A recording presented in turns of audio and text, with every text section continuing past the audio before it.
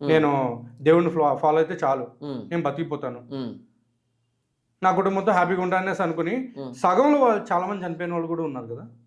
మనకి ఎప్పుడైతే 4 అక్షరాలు రావో, మనం బస్ స్టాండ్ నిలబడుకున్నప్పుడు అది ఎక్కడికి వెళ్తుందంటే హైదరాబాద్ వెళ్తుందన్నా నమ్మాలి, బెంగళూరు వెళ్తుందన్నా నమ్మాలి, ఉమ్, చెన్నై వెళ్తుందన్నా నమ్మాలి. మనం ఆ 4 ముక్కలు నేర్చుకుని ఉంటే ఇంకొన్ని అడగాల్సిన అక్కర్లేదు కదా. మనమే చదువుకుంటే ఇది హైదరాబాదు, వాడు తమాషా కన్నా చెన్నై వెళ్తుందని ఎక్కి కూర్చుంటాం. సముద్రం వెళ్ళిన తర్వాత చెన్నై కదా హైదరాబాద్ అని తెలుస్తుంది. ఉమ్, ఇప్పుడు మనం వాడిని నిందిద్దామా, మనల్ని మనం నిందించుకుందామా?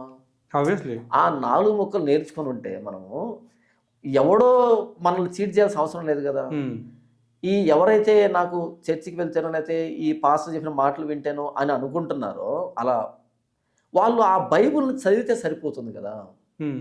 బైబిల్ చదివితే 4 ముక్కలు తెలుసుకుంటే అసలు ఆ చర్చిల్లో ఈ మధ్య కాలంలో కానివ్వండి, ఎక్కడైనా కానివ్వండి, బైబిల్ నుంచి వాళ్ళు వాక్యాలు చెప్పడమే కానీ ఉమ్, బైబిల్ చదవండి అని చెప్పే పాస్టర్ నేను అక్కడ చూడలేదు. ఉన్నారు. బైబిల్ చదవండి అని చెప్పే పాస్టర్లు ఉన్నారు, ఉమ్, బైబిల్ని అర్థవంతంగా వివరించే పాస్టర్లు ఉన్నారు. ఉమ్, అయితే అలాంటి వారికి ఆదరణ లేదు, ఓకే. అలాంటి వారు కనిపించట్లేదు. ఉమ్, ఏదో అంటారు చూసారా, పెద్ద గంట మోగినప్పుడు చిన్న గంట వినపడదని. ఉమ్, అలా ఏంటంటే ఈ ఆర్భాటాల మధ్య, ఉమ్, ఎందుకంటే నిజమైనటువంటి పాస్టర్లు ఆర్భాటాలు చేసుకోలేరు. ఉమ్, వర్తున్న ఎవడు కూడా వాడు ఆర్భాటం చేసుకోలేడు. ఉమ్, ఈ వర్తలేని వాళ్ళు ఏం చేస్తున్నట్టు, అది అంటారు కదా, అన్నం ఉన్న ఆకు అణిగిమణిగి ఉంటుందంట, ఏమీ లేని ఆకు ఎగిరెగిరి పడుతుందంట. ఉమ్, అలా ఏంటంటే వీళ్ళ ఆర్భాటాల మధ్య ఈ సత్యం అనేది కనుమరుగైంది. ఉమ్, ఈ వచ్చేటువంటి వ్యక్తులు, క్రైస్తవంలో ఉన్న వ్యక్తులు కూడా సత్యాన్ని ప్రోత్సహించడం పక్కన పెట్టేసి ఈ అబద్ధాన్ని ప్రోత్సహించడం చేసి అబద్ధపు నీడలో నిజం కనుమరుగైంది. ఉమ్. కాబట్టి ఈ బైబిల్ అన్నది ఇందులో ఉన్న సారం బయటకు రాని కారణం చేత ఈ అబద్ధమే ఏలుబడి చేస్తుంది. దాన్ని చూసే చాలామంది ఇదే క్రైస్తవం అని భ్రమలోకి వెళ్ళిపోయారు. ఓకే. మీ లైఫ్లో గాస్పుల్ అనేది ఫన్నా ఉమ్. లేదా అది సీరియస్నెస్? గాస్పల్ అన్నది అర్థమైన భాషలో చెబుతాను.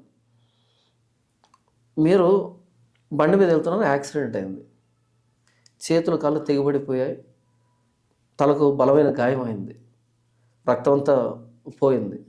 ఇప్పుడు మీకు అంబులెన్స్ అన్నది ఫన్నా సీరియసా? సీరియస్ కదా అది. సీరియస్ అనే పదం చిన్నది అవుతుంది అక్కడ, సీరియస్ ఎమర్జెన్సీ. ఆ టైంలో మీకు ఇంకేం వద్దు, మీకు ఏది పనికిరాదు కూడా. ఆ టైంలో మీ ఫ్యామిలీ కూడా మీకు అనవసరం. అంబులెన్స్ అన్నది ఎమర్జెన్సీ అక్కడ, అవునా? సువార్త అన్నది మానవుడికి అంబులెన్స్, సువార్త అన్నది మానవుడికి అంబులెన్స్. ఎందుకంటే అందరం పాపులమే, నీతిమంతులు లేడు ఒక్కడు లేడు, అందరం పాపులమే. నేను పాపినే, మీరు పాపే.